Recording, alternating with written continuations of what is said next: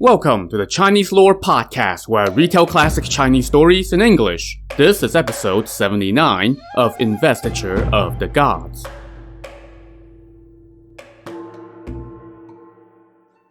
Last time, the combined forces of the Zhou and 600 nobles were facing off against a Shang army led by 3 demons. Meanwhile, in the Shang capital, King Zhou was up to his usual cartoonish supervillainy. He listened to his demon queen, Daji, and cut off 2 men's legs just so he could verify her hypothesis about their bone marrow. Then, she told him that she could also predict things about fetuses in the womb, and the next thing you know, he was getting ready to cut open 3 pregnant women to see if she was right. That earned him an earful from one of his brothers and ministers, Jizi. With tears rolling down his cheek, Jizi said, "Everyone is created with the spirit and vitality of heaven and earth. We are given the 5 senses to appreciate the greatness of the universe. As a ruler, the king is honored as the people's father. How can he so cruelly and savagely cause his people to suffer? And once dead, life does not return. Everyone loves one's body and abhors death. But you disdain heaven and refuse to cultivate your virtue. Both heaven and the people are enraged, and everyone is thinking about rebellion. Instead of reflecting on your errant ways, you are going to kill innocent women? I worry that with 800 nobles assembling at Mengjin, our dynasty will fall any day. When they are on your doorstep, who will defend the city for you? What a pity that the members of the House of Shang will be captured by others, our ancestral temples destroyed by others, our palaces occupied by others, and our civilians will become someone else's subjects. Instead of mending your ways, you're letting your woman talk you into amputating your people's legs and cutting open pregnant women. I fear that when the Zhou gets here, they won't even need to lay siege to the city. The people of the capital will deliver the city to them. The soldiers and the civilians despise you and lament that the Zhou can't get here soon enough. They're all dying to welcome the enemy. You may deserve to be imprisoned, but pity our 28 generations of wise rulers. Their altars will be destroyed by the nobles of the land. How can you bear to watch that?" Oh, so we're back to this tired old chestnut, huh? Well, King Zhou knows how to deal with this kind of talk. He roared in anger. "You old scoundrel! How dare you insult your lord! Guards, take him away and beat him to death!" As the guards dragged Jizi away, he shouted back, "My death means little, but what a pity that you will doom the country and create everlasting regret for your descendants." At the foot of the terrace, 3 of Jizi's kinsmen saw him being dragged from the top by guards, and they immediately rushed up, fell to their knees, wept, and begged the king for mercy.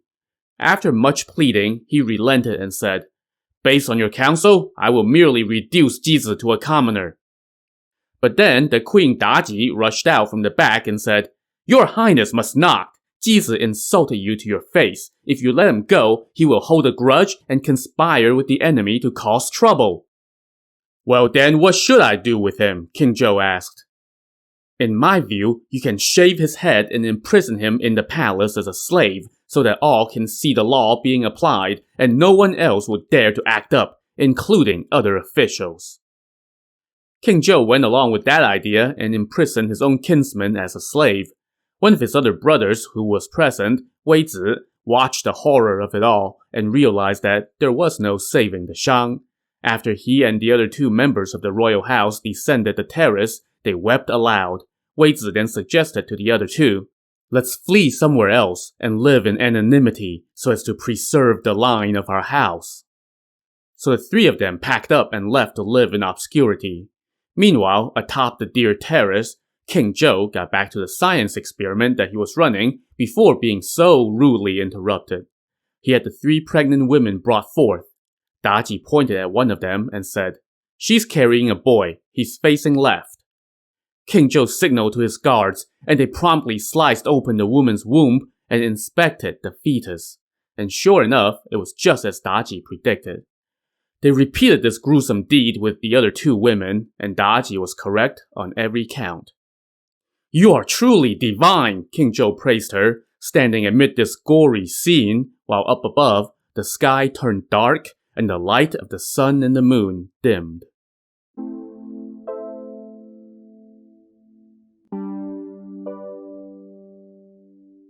The next day, word came that 3 of his kinsmen had abandoned their homes and left for parts unknown, but King Zhou waved it off. Weizi is old and would be useless even if he stayed here, he scoffed, and the other 2 also can't do anything for me anyway.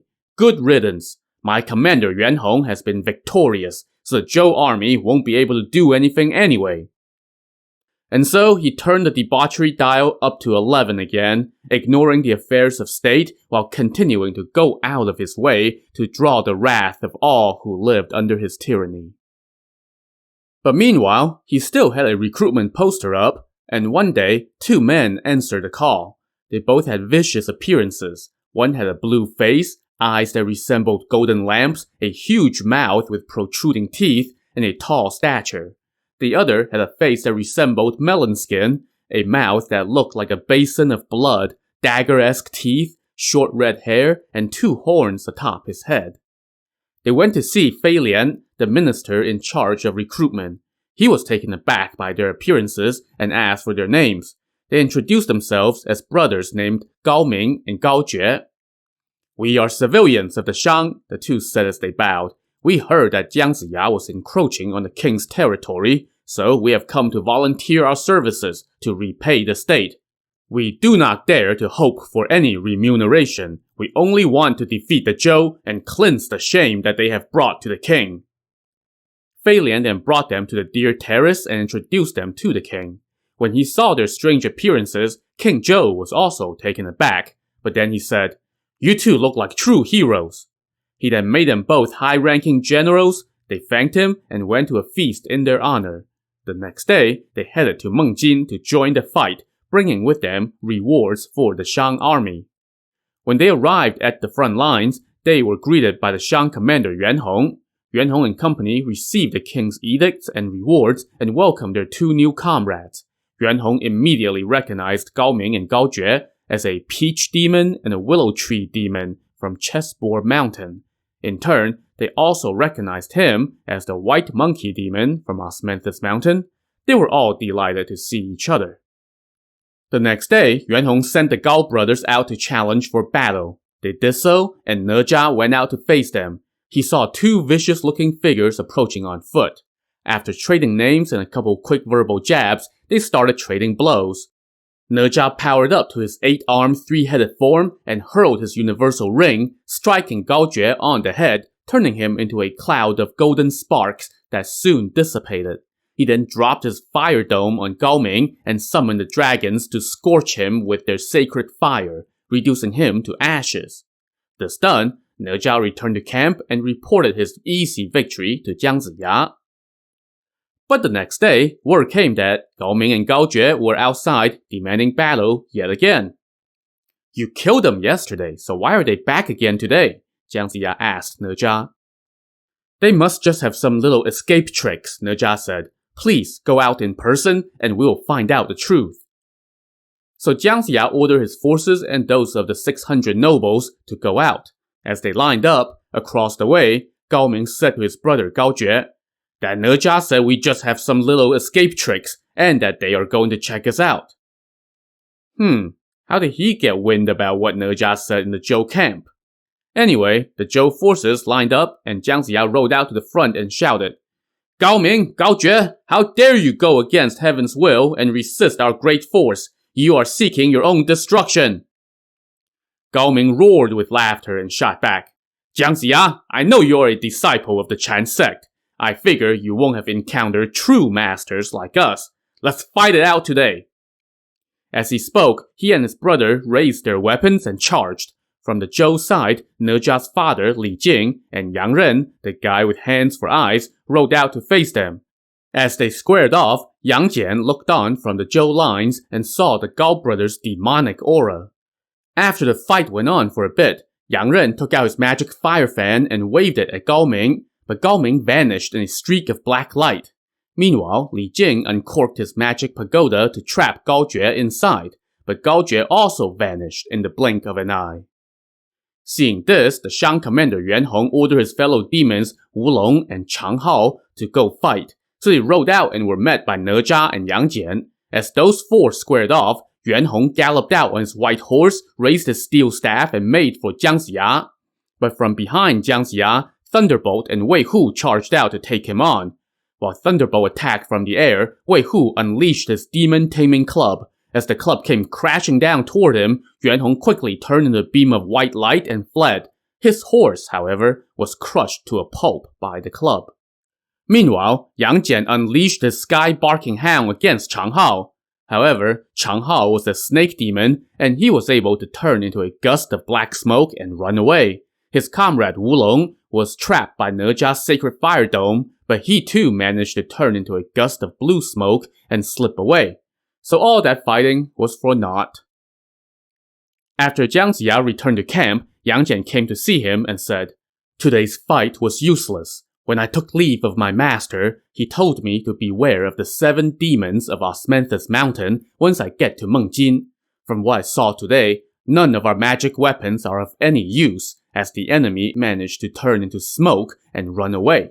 You need to devise a scheme to take them by cunning. Just slugging it out is futile." Jiang Ziya agreed, so that night he summoned his officers and gave a written note each to Li Jing, Thunderbolt, Ne Zha, and Yang Ren. The notes ordered them to each take a direction and set up log pillars made from peach trees, spread dog blood on them, and write certain spells.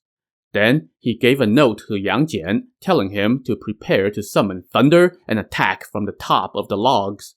Wei Hu was tasked with collecting bottles of blood from black chickens and dogs, mixing them with women's urine and feces, and hurling them on Gao Ming and Gao Jue once they entered the trap.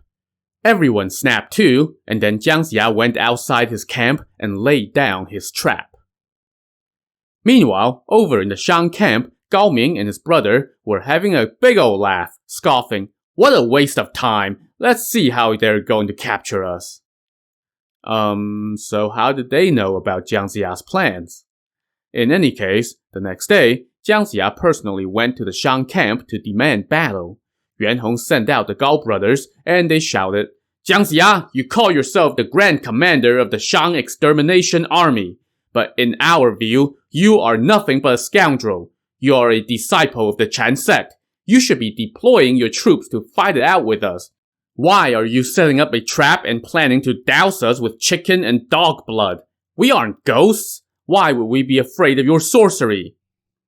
At that, they charged toward Jiang Ziya. The officers Wu Ji and Nan Gongkuo rode out to take them on, and Jiang Ziya raised his sword and joined the fray. After a few exchanges, Jiang Ziya and company turned and fled into their formation. Gao Ming laughed. "Don't you run! I'm not afraid of your trap. Here I come." And so the two Gao brothers pursued them into the Zhou formation. As soon as they set foot inside the formation, the Chan sect disciples sprang their trap. While charms were raised in all 4 directions and the sound of thunder echoed across the sky, Wei Hu poured a bottle of blood, urine, and feces from the air.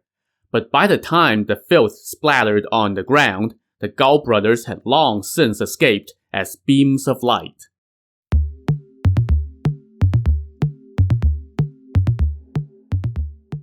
When Jiang Ziya returned to camp, he sat down and fumed. "We must have spies in our camp who leaked word of our plan. Otherwise, we would have succeeded today." But Yang Jian said, "Taoist uncle, all the officers here have been with us since the beginning of our uprising. They have endured sieges by 36 armies, not to mention hundreds of battles that cost the lives of many loyal comrades just to get through the 5 passes. Right now, victory is within grasp. Why would any of them betray us? In my view, Gao Ming and Gao Jue are not normal people. They must be demons. Think about it. Let me go find out the truth." "Where are you going?" Jiang Ziya asked. "I can't tell, or it might leak out and foil the plan," Yang Jian answered. So Jiang Ziya agreed to whatever Yang Jian had in mind, and Yang Jian took his leave that night. Meanwhile, the Gao brothers returned to camp and told Yuan Hong how they had foiled Jiang Ziya's plan, and he sent another report of their success to the capital. And then the Gao brothers had another good laugh over Yang Jian and Jiang Ziya's conversation. "You can go look all you want, you still won't find the truth," they chuckled. In any case, Yang Jian traveled to his master's abode, the Golden Haze Cavern. He knocked, and momentarily, a young acolyte came out and asked what he was doing there. Yang Jian asked him to let their master know that he was seeking an audience. His master, Jade Tripod, immediately summoned him in and asked what he was doing there. Yang Jian recounted what's been happening, and Jade Tripod told him, "Those two are a peach demon and a willow demon from Chessboard Mountain. There, a peach tree and a willow tree have roots that wind for 10 miles. They soaked up the essence of heaven and earth, of the sun and the moon. Right now, on Chessboard Mountain, there is a temple to the Yellow Emperor. In that temple, there are idols of 2 ghost servants. One is named 1,000-Mile Eye, and the other is named Favorable Wind Ear. By tapping into the spirit of those 2 idols, one of these 2 demons can see everything as far as 1,000 miles away, while the other can hear everything as far as 1,000 miles away. But farther than that, they cannot see or hear. You can tell Jiang Ziya to send men to Chessboard Mountain to dig up those 2 trees' roots and burn them all. Then smash the idols in the temple so as to cut off the demons' connection to their powers. Then do this, and they will be doomed." Yang Jian now returned to camp. When Jiang Ziya asked how it went, he simply shook his head and said nothing, so as not to leak any secrets. Instead, Yang Jian just told Jiang Ziya, "I dare not tell you, but please just do as I say." Jiang Ziya told him to go do as he saw fit, so Yang Jian ordered the rear column of the army to wave 2,000 red banners. He also ordered 1,000 soldiers to beat drums and gongs non-stop so that their sounds filled the air. This baffled Jiang Ziya. Amid the sea of waving banners and the din of drums and gongs, Yang Jian came to him and said, "Gao Ming and Gao Jue are peach and willow demons from Chessboard Mountain. They have tapped into the powers of the 2 idols at a temple there, who are named 1,000-Mile Eye and Favorable Wind Ear. So right now I'm using the banners and the noise to keep them from seeing or hearing us." And then Yang Jian relayed the rest of what Jade Tripod had told him, and Jiang Ziya immediately ordered Ne Zha's father, Li Jing, to lead 3,000 men to go to Chessboard Mountain to dig up and burn the roots of the 2 trees. He also ordered Thunderbolt to go to the temple and smash the idols. Over in the Shang camp, the Gao brothers heard all the noise coming from the enemy's camp. Gao Ming tried to take a peek, but saw nothing but a sea of swirling red flags that made him go cross-eyed. Gao Jue tried to listen in, and almost had his eardrums busted by the noise.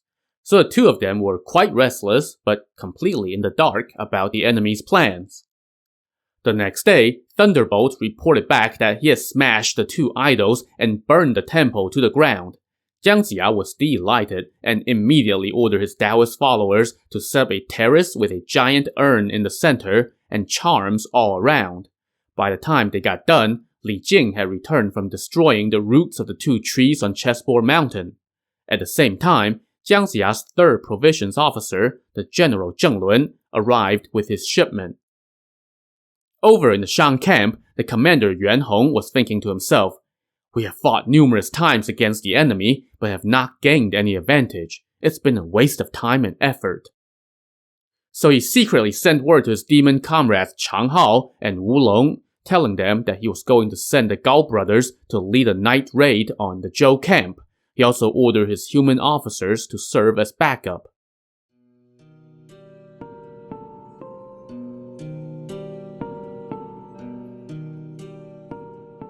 Around dusk, a wind suddenly whipped up in the Zhou camp and blew into Jiang Ziya's tent.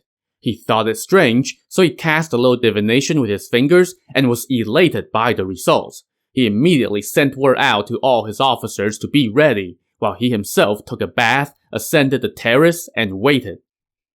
Around 9 p.m. that night, the Gao brothers led the front column of the Shang raiding party, while Yuan Hong led the 2nd column. Behind them were the human officers.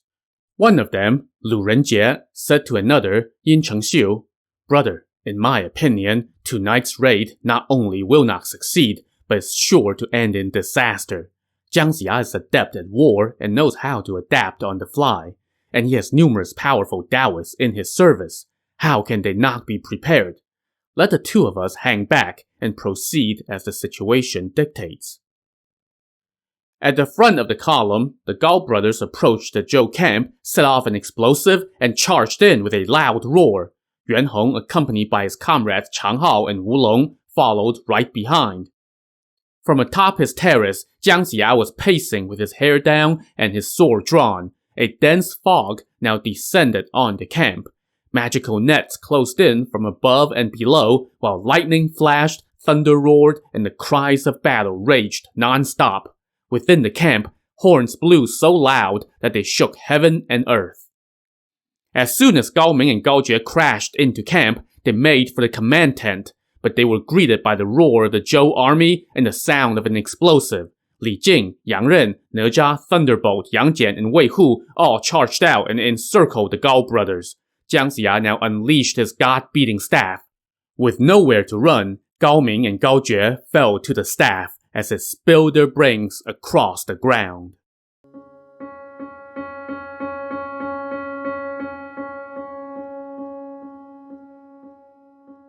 The second column of the raiding party now charged into the Zhou camp and were met by Ne Zha and others. As the two sides scrummed in the darkness, Wei Hu unleashed his demon taming club to hit the Shang demon general Wu Long, but Wu Long turned into a beam of light and vanished. Ne Zha tried to burn Chang Hao with his sacred fire dome, but Chang Hao made like his comrade and vanished in a beam of light as well. This was seriously getting old. Meanwhile, the Shang commander Yuan Hong, being a monkey demon, had quite a few tricks up his sleeve. Amid the fighting, he released a spirit from his head. Yang Ren, the Zhou officer with hands for eyes, was just about to use his magic fire fan on Yuan Hong, but Yuan Hong's spirit brought his staff down. Yang Ren couldn't duck in time and took the blow right on his head, which killed him instantly. The scrum went on until dawn broke, and then both sides broke off and retreated. When Jiang Ziya assessed the outcome, he lamented the loss of Yang Ren. Yang Jian told him, "Even though we killed the Gao brothers, we lost a top officer in Yang Ren. In my view, Yuan Hong and company are all demons, and they will be hard to defeat quickly. The army cannot be stalled here for long. Let me go to Southern Tip Mountain to borrow the demon-exposing mirror to reveal their true forms. Only then can we capture them. Otherwise, this would go on indefinitely." Jiang Ziya agreed, so Yang Jian fast-traveled to Southern Tip Mountain, where he sought out the Chan Taoist, master of the clouds. He asked the acolyte to announce him, and soon he was invited in. Yang Jian told his host, "Taoist uncle, I have come to borrow your demon-exposing mirror. Our army is at Mengjin, but a few demons are blocking our path, and we can't advance. Even though we have fought them a number of times, we can't tame them. So I have come here with my commander's permission to ask for your help." Master of the Clouds replied, "These are the 7 demons of Osmanthus Mountain. Only you can capture them." He then handed over the mirror, and Yang Jian returned to camp and told Jiang Ziya that he was now ready to take on the enemy. On the Shang side, the commander Yuan Hong was talking strategy with his officers. The general Yin Po Bai said, "If we don't rout them in a big battle tomorrow, then the nobles would know no fear, and it won't be easy to defeat them. If we let this drag on, our army will grow fatigued, and things might turn against us." Yuan Hong agreed, so the next day, they marched out in mass, and Jiang Ziya and company did likewise. Once they lined up, Jiang Ziya told Yuan Hong, "Don't you know that heaven's will has long since belonged to the Zhou? Why do you block our army and cause the people to suffer? Surrender now, and you will be granted a title of nobility. Otherwise, you will regret it to no end." Yuan Hong roared in laughter and scoffed, "You are but an old fool who was fishing by a stream. What skills do you have that you would dare to boast thus?" He then turned to his comrade Chang Hao and said, "Go apprehend Jiang Ziya for me." So Chang Hao galloped toward Jiang Ziya. From the Zhou side, Yang Jian rode out and the two started to tangle. After 15 exchanges, Chang Hao turned and rode away, and Yang Jian pursued. Just like before, Chang Hao suddenly revealed his demonic form, that of a huge white serpent. Enshrouded in black smoke, the serpent now turned around and attacked Yang Jian. But Yang Jian saw this coming, and he immediately transformed into a giant winged centipede. He glided onto the head of the white serpent and chomped down with his sharp pincers, severing the snake's head. As the snake's body twisted on the ground, Yang Jian returned to his human form and cut the snake into a bunch of little pieces. And he wasn't done. He then summoned a thunderbolt that incinerated the serpent pieces, reducing his foe to ashes. Seeing his comrade bite the dust, Yuan Hong was enraged and charged with his steel staff, shouting, "How dare you harm my officer!" From the Zhou side, Ne Zha charged out to take him on. After a few bouts, Ne Zha summoned his sacred fire dome and trapped Yuan Hong. Ne Zha then tapped the side of the dome and unleashed its 9 dragons, who surrounded Yuan Hong and started scorching him with sacred fire. To see if Yuan Hong can get out of this alive, tune in to the next episode of the Chinese Lore Podcast. Thanks for listening.